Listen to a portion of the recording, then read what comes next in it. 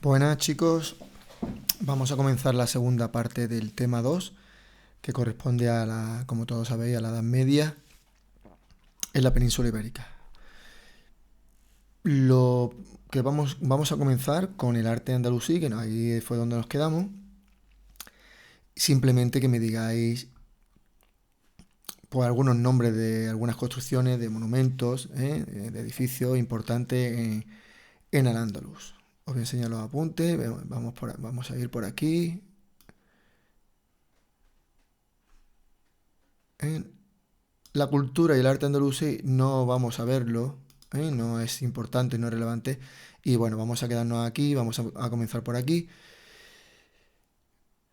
Y simplemente, bueno, unas características generales, pues tiene mucha importancia la religión, prevalece la arquitectura sobre la escultura y la pintura. Los motivos decorativos son vegetales, geométricos, letras. Y abundan los arcos. Ahora lo vamos a ver. Os voy a poner ahora unas cuantas imágenes de los edificios más importantes. ¿Vale? Estamos aquí, el arte en el andaluz. Y bueno, pues vamos a comenzar. Hay que distinguirlo según las etapas de la época del Emirato Independiente. Tenemos la mezquita de Córdoba. Su construcción comenzó en la segunda mitad del siglo VIII y va a durar hasta finales del siglo X con Almanzor. El que comenzó fue el emir Abderramán I, por eso lo hemos situado en el Emirato Independiente de Córdoba, que comenzó sobre el 750 a.C. La parte más destacada, bueno, este edificio sufre numerosas ampliaciones y la parte más destacada es esta, que la hizo el califa Hakán II en el siglo X y corresponde al mihrab, una pequeña habitación que indica hacia dónde hay que rezar y está precedido por un arco de herradura. Es la parte más sagrada del edificio. Aquí lo tenéis. Y como la mayoría de los edificios musulmanes de Al-Ándalus, pues gran riqueza de materiales, predominan los mármoles, gran riqueza decorativa, originales bóvedas. Aquí lo tenemos, las bóvedas de nervios, también el arco de herradura lobulado, en fin, una maravilla decorativa.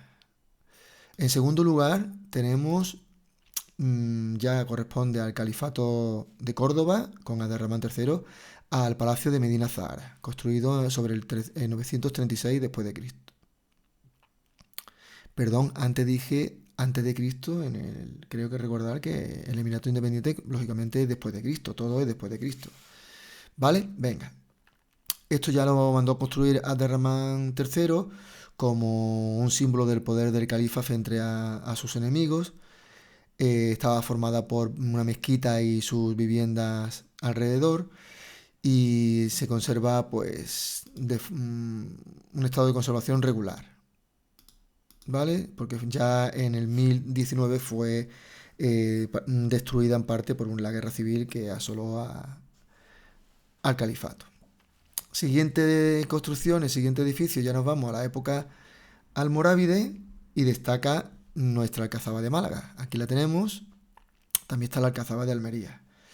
De la época almohade, pues tenemos la Giralda de Sevilla, aquí lo estoy marcando, y la Torre del Oro. Y ya por último, ya de la época nazarí, pues tenemos la esplendorosa Alhambra, el edificio rojo, ¿vale? La Alhambra de Granada. Un recinto, son varias apartados que tiene varias dependencias. Tiene un recinto fortificado, fue palacio oficial con función administrativa, fue palacio privado, tiene amplia zona de ocio, jardines, fuentes, y sobresale también como la mezquita por su fantasía ornamental y su entorno natural. Está en un enclave maravilloso. Bueno, pues dicho esto, ya pasamos a la segunda parte del tema que corresponde a los reinos cristianos, cómo van evolucionando, cómo se va desarrollando el proceso de reconquista, la repoblación, Esos son los puntos que vamos a ver. Lo primero que tenemos que ver que es ¿qué entendemos por reconquista? Reconquista es el avance que se va a producir desde el norte hacia el sur, el avance de los reinos cristianos, que comienza en el 722 después de Cristo hasta el 1492. Comienza con Pelayo y termina con los reyes católicos en 1492. Vamos a ir viendo cómo se van formando los distintos reinos. Vamos a ir viendo cómo se van a ir formando los distintos reinos, ¿vale? Vamos a comenzar con el Reino de León y pues os voy a enseñar algunas imágenes. Me gusta mucho esta, aquí es la formación, esto sería en el 711 y vamos, todo comienza con la batalla de Covadonga, aquí cerca de Oviedo, en Cangadonís, donde don Pelayo derrota al ejército musulmán, fue la primera derrota musulmana en el 722. A partir de aquí se van a suceder distintos monarcas como Alfonso I, estamos hablando del 750 aproximadamente, y Alfonso II, quien traslada la capital de Cangadonís a Oviedo sobre el 790 aproximadamente. Todo es siglo VIII.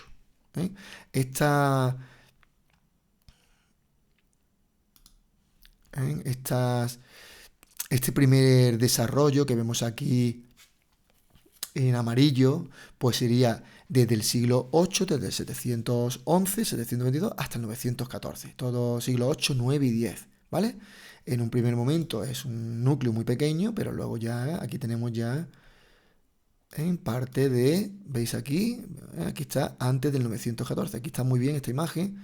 Bueno, total, con Alfonso XII la capital se traslada a Oviedo y con Alfonso XIII ya estamos hablando del 866 hasta el 910, pues la capital se traslada a León y se establece como frontera en la línea del Duero. Aquí lo estáis viendo perfectamente. Estamos el reino asturleonés.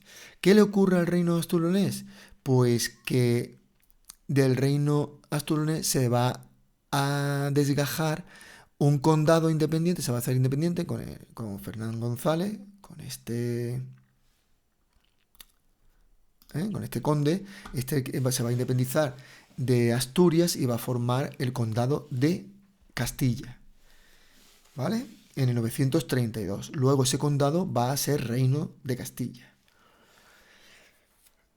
¿Cuándo es reino Castilla? Pues en el 1035. En el 1035, ¿qué ocurre? Que, a ver si vamos aquí, mira, aquí tenemos el Imperio Carolingio. Bueno, pues aquí se va a independizar del Imperio Carolingio unos cuantos condados. Va a ser Navarra, Aragón. Os voy a enseñar algunos condados más, a ver si lo tengo por aquí. Un momentito, vamos a ver si tengo yo por aquí los mapas.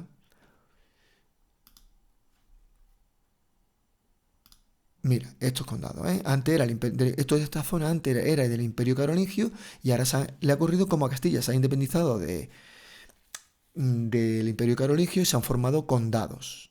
Navarra, Aragón, Sobrarbe, Ribagorza, Pallars, pero luego se van a convertir en reino. Bueno, entonces nos quedamos en Castilla. ¿Cuándo se convierte en reino? Pues porque en 1035 el condado, el reino, ya era reino Pamplona, ¿vale? El reino de Navarra. Se amplió el territorio de Navarra hacia Castilla, le cogió bastante zona de Castilla y de Aragón. Se amplió el reino de Navarra y el rey era Sancho III el Grande. Al morir Sancho III el Grande en 1035, se reparte en sus tres hijos pues las tres zonas que tenía: Castilla, Navarra y Aragón.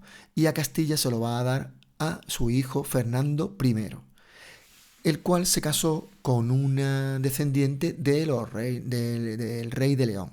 Así que fue todo mucho más fácil, digámoslo así, ¿vale?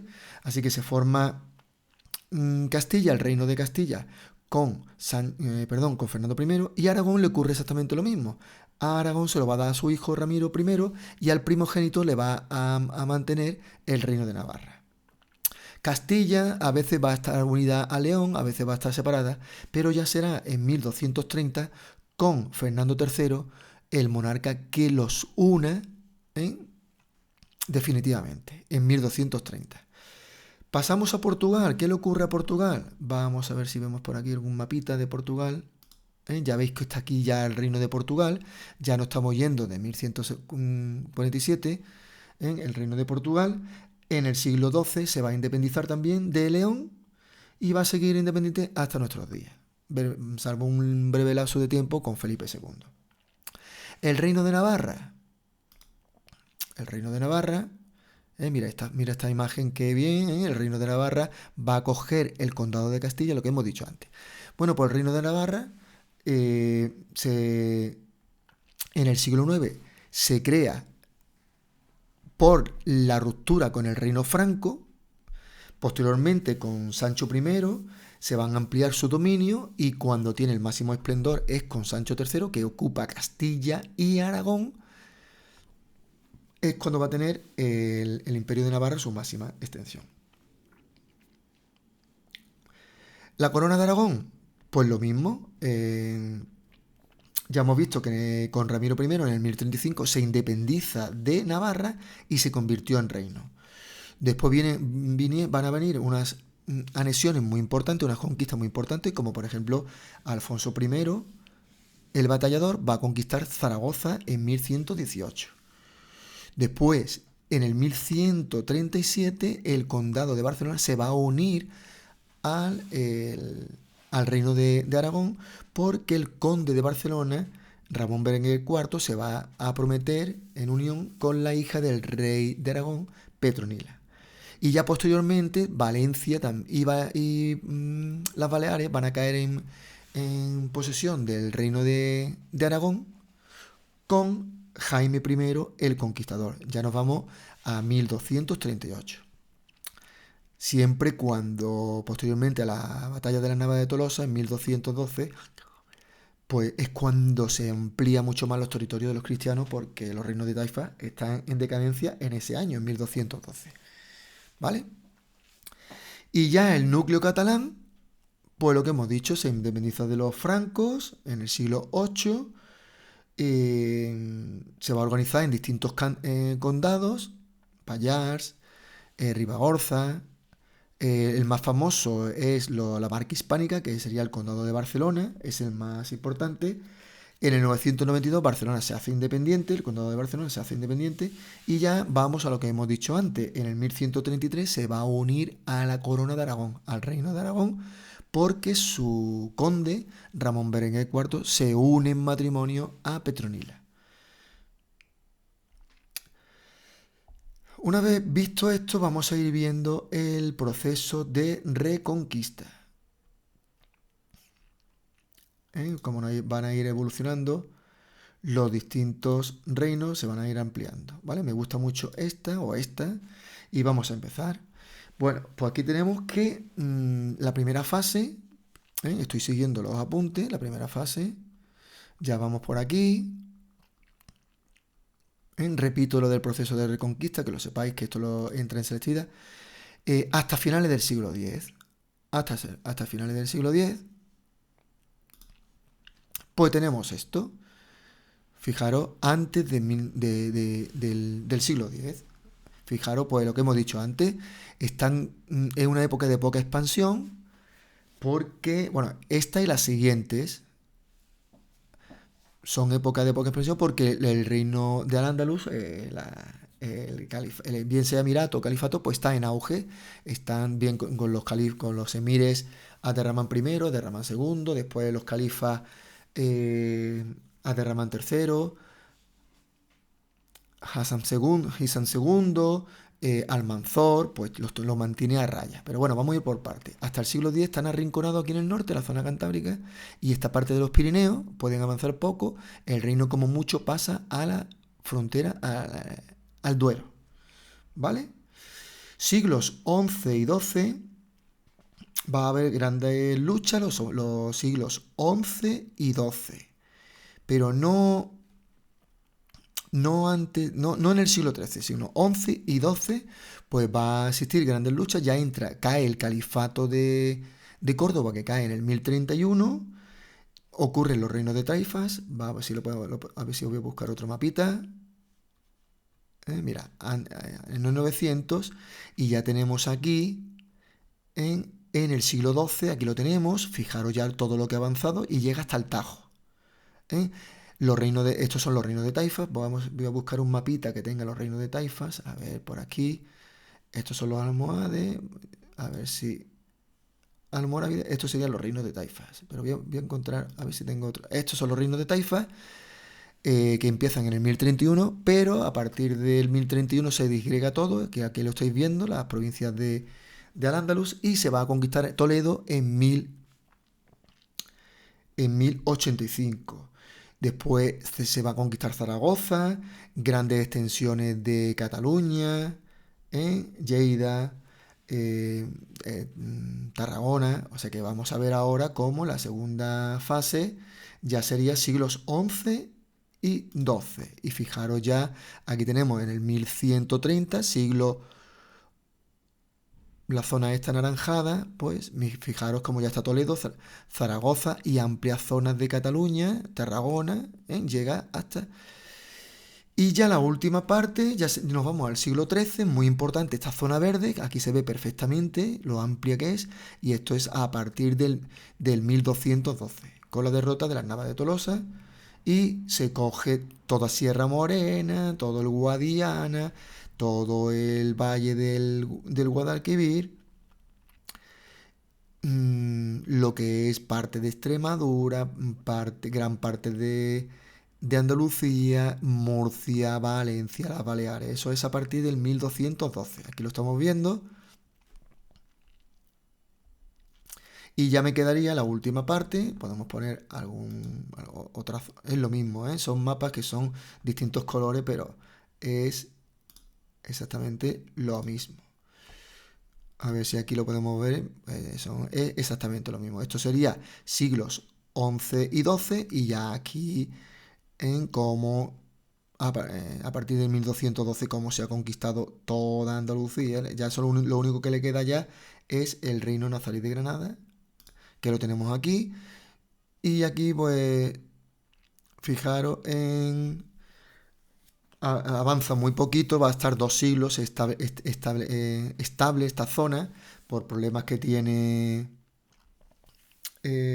Castilla en guerras civiles. Y ya definitivamente al final, en 1492, pues van a la guerra para conquistar Granada. Va a durar 10 años, de 1482, y conquista Granada, que son las penínsulas de Almería, Granada y Málaga. ¿Vale? Los monarcas, un monarca muy importante, pues aquí tengo algunos monarcas. Este es Alfonso VI, que fue el que conquistó Toledo. Aquí tenemos Jaime I el Conquistador. Después de 1212 pues conquista Valencia, las Baleares. Aquí tenemos Alfonso I de Aragón, que conquistó Zaragoza en el 1118.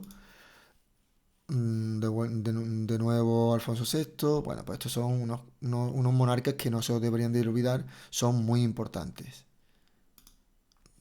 Jaime I el Conquistador, Alfonso... No hemos puesto Fernando III, se me ha pasado Fernando III, ¿vale? Que fue el que conquista toda Sevilla, Córdoba, Jaén, y fue un monarca que hizo una amplia conquista para los castellanos. Esto se lo va a quedar. A ver si podemos ver la expansión de cada reino, pero bueno, a ver si lo tenemos por aquí. No, es difícil. No tengo ningún mapa aquí ahora mismo que veamos la parte que se lleva a Castilla y la parte que se lleva a Aragón. Pero bueno, no nos importa. No importa. Y vamos a continuar. Y ya nos quedaría ahora, vamos a la parte que sería la repoblación. La repoblación. Y es muy facilita.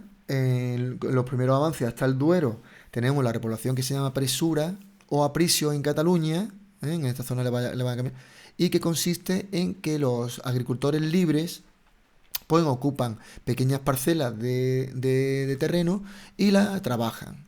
Entonces eso es la señal para que se puedan quedar con ellas. En la parte de Galicia, en la parte de Castilla, del norte de lo que es ahora mismo Castilla y León, y son pequeñas posesiones. Vamos a la segunda parte, que sería la población concejil, que ya sería el Tajo y el Duero, el Valle del Duero y el Valle del Tajo. ¿Y en qué consiste en esto? Pues consiste en darle a la aldea unos fueros especiales. Unos fueros en una especie de constitución para ese núcleo, esa aldea, ese concejo que se llaman, ¿vale? Los concejos no ni más ni menos que pueblos, aldeas. Estos fueros pues, van a otorgar una libertad y unos privilegios a sus habitantes porque hay que darse cuenta que hay que atraer a población a una zona peligrosa. En el momento que se conquistan en estas zonas tan amplias, pues la población musulmana se marcha y esto se queda desierto y hay que poblarlo con población cristiana que quiera venir ahí. Para que pueda venir ahí hay que darle facilidades, hay que darle privilegios y libertades. Son la zona de Toledo, la zona de Zaragoza. ¿Vale? La población musulmana pues fue expulsada bien al campo, bien en los arrabales o incluso fuera de la zona de influencia cristiana. Y ya las siguientes repoblaciones, pues ya tenemos en el siglo XIII a las órdenes militares. Ya expliqué aquí en la península existían las órdenes como la de Santiago, Alcántara, Calatrava, San Juan, Montesa, ¿vale? ¿Y qué eran órdenes? Pues eran...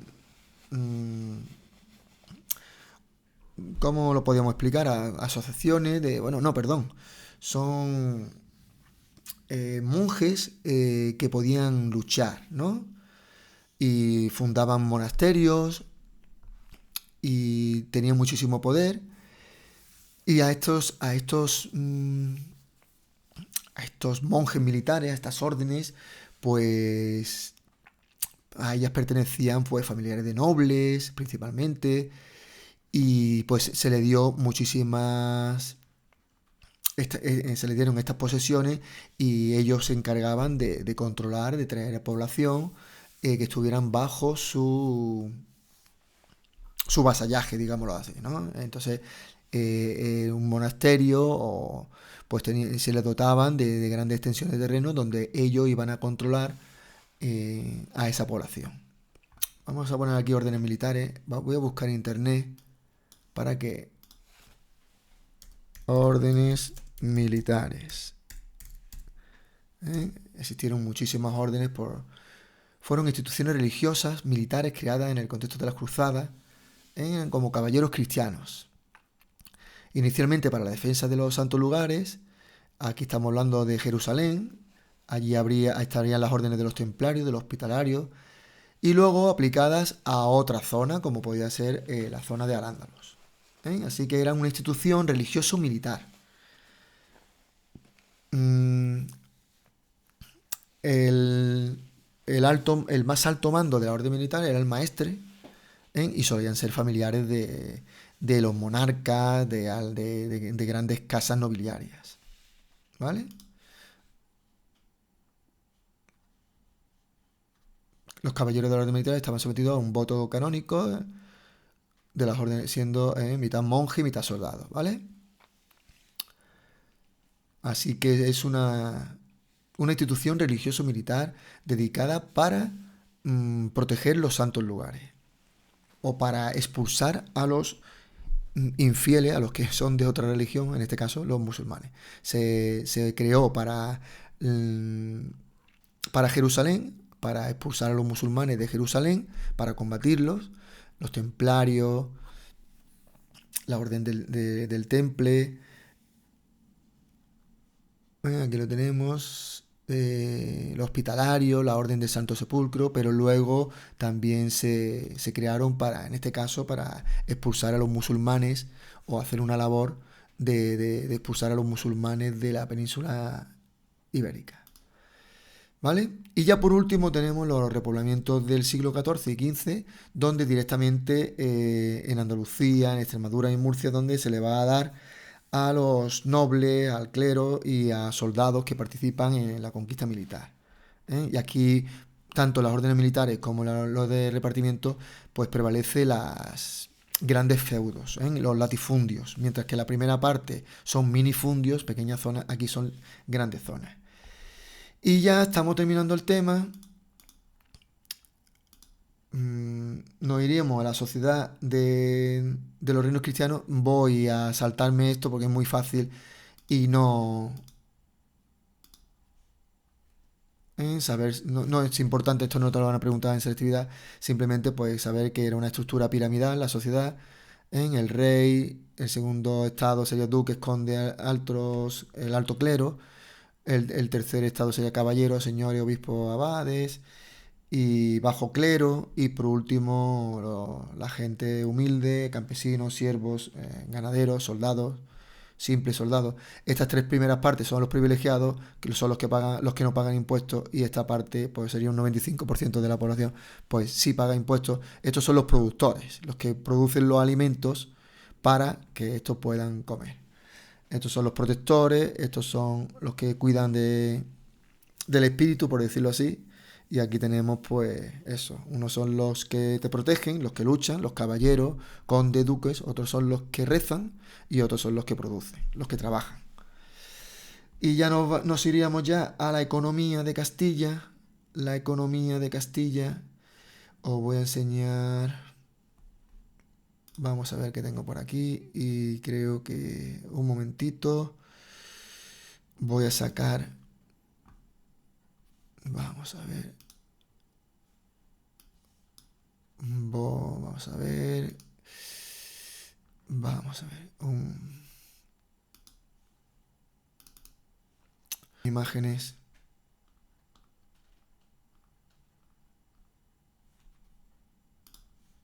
Vamos a ver.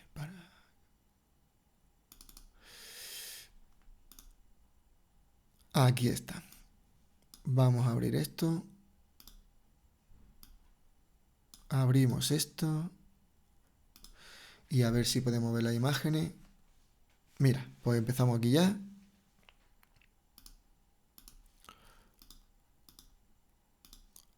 Vamos a empezar ya. Y ahora sí lo he abierto bien. Lo vamos a ampliar. Aquí. Y vamos a empezar con la economía. Y en la economía vamos a hablar de los gremios. Es un concepto muy importante que tenéis que tener.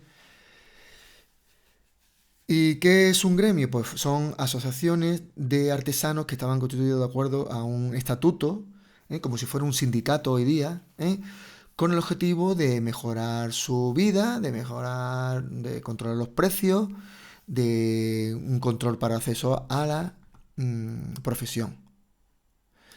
Tú, por ejemplo, tú zapatero, carpintero, orfebre, alfarero, todas estas multitud de oficios de ese momento, pues tú no podías llegar y ya ser ocupar plaza en el gremio de ese oficio, sino que tenías que tener un proceso. Tú llegabas y eras aprendiz.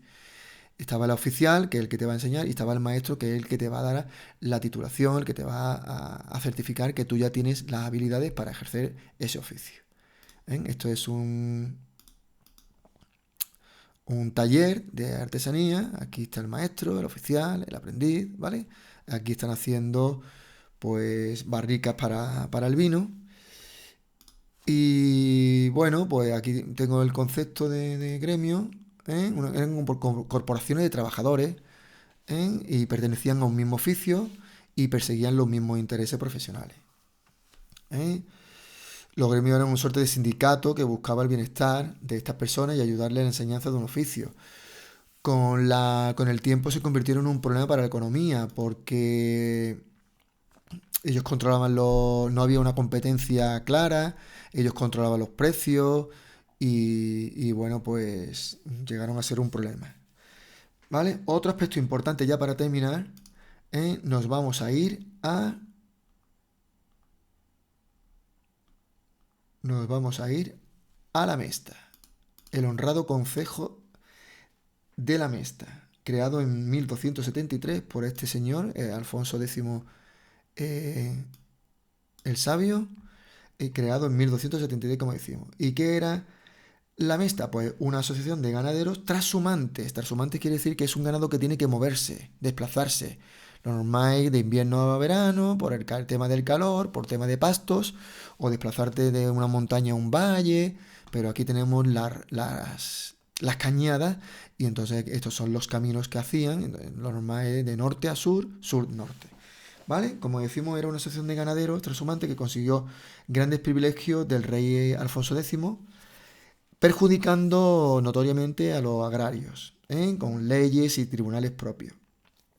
Sus centros se encontraban en las provincias de León, Segovia, Soria, aquí tenemos Soria, Medinaceli, Cuenca, Segovia, Zamora, se unían. Estas son las cañadas reales, estos son los caminos por los que pasaban el ganado. Decir que el ganado principalmente único era la oveja merina, que daba una castellana, que daba una lana muy buena, y con esa lana se llevaba a los puertos de Cantabria, Santander, y de aquí se trasladaba la mercancía a toda Europa. Y era un negocio muy lucrativo que daba muchísimo dinero. ¿Vale? mm, estos terrenos, estas cañadas, eran intocables. En esos caminos no se podían roturar las tierras, no podían hacerse los agricultores con parcelas en las zonas por las que pasaban las cañadas reales. Y como fue igual que los gremios, pues se intentó eliminar ya en la época de los Borbones y en la época de la Ilustración, porque eran bastante perjudiciales para la economía. Y ya por último, pues nos vamos ya a la Escuela de Traductores de Toledo, también creada, o bueno, más bien creada, no, también que le da un gran impulso, porque ya estaba creada antes, fue Alfonso X el Sabio. ¿Qué es esto? Pues Toledo fue conquistada en 1085 y a ella van a llegar gente sabia, doctores, maestros, sabios hebreos de toda Europa, va a llegar. ¿Y qué pasaba en Toledo? Pues que había muchísimos documentos, grandes archivos, grandes bibliotecas, grandes manuales de, de ciencia, de física, de astronomía, de religión, traídos desde Oriente por los musulmanes. Como tenían contacto con Oriente, pues había un intercambio comercial, un intercambio cultural con Oriente, pues trajeron muchos manuales de Oriente, de la India, de China, de Arabia. Y gracias a estas traducciones, aquí lo que se hacía era traducir los textos en árabe, traducirlo al latín. Y de allí pasaba a Europa. Entonces, pues se hizo una gran auge culturalmente por toda Europa y en toda la península ibérica. Aquí trabajaban al unísono, pues tanto judíos como árabes, como musulmanes, como cristianos, ¿vale? Es un episodio donde se demuestra en este aspecto las buenas vibraciones, la buena sintonía que tenían las tres religiones, ¿vale? ¿De qué materias? Pues como hemos dicho, se trataba de astronomía, física, matemática, obras de filósofos griegos, se traduce el Corán, se traduce los salmos del Antiguo Testamento, se traducen obras científicas que van a ser manuales para la Universidad Europea hasta el siglo XVI, se traducen obras de Avicena, que fue un filósofo musulmán, nacido en Uzbekistán, se traducen obras de Galeno, que fue un médico romano, obras de Ptolomeo, astrónomo griego, se traduce la obra de Aristóteles, que fue recogida y escrita en árabe en el periodo musulmán. Ahora esta obra va a ser traducida al castellano. En fin, un gran... ¿Y quién se encarga sobre todo de esto? Pues se encarga Alfonso X, el que se encarga de supervisar toda esta labor, de elegir a los traductores, de elegir los manuales principalmente. Entonces es una persona que le dio un gran impulso a estas materias. Aparte de esta disciplina, como filosofía más seria, pues también él escribía libros era un amante del ajedrez, de los juegos de tablas, etcétera, y también se potenció esas actividades. Bueno, pues también decir que no solo se traducían al latín, sino que también se traducían al castellano. Entonces dándole un gran impulso al castellano en toda la península. Y bueno, pues con esto damos por terminado el tema. Espero que os sirva y bueno, que os ayude a estudiar y a mejorar vuestros conocimientos. Venga, un saludo.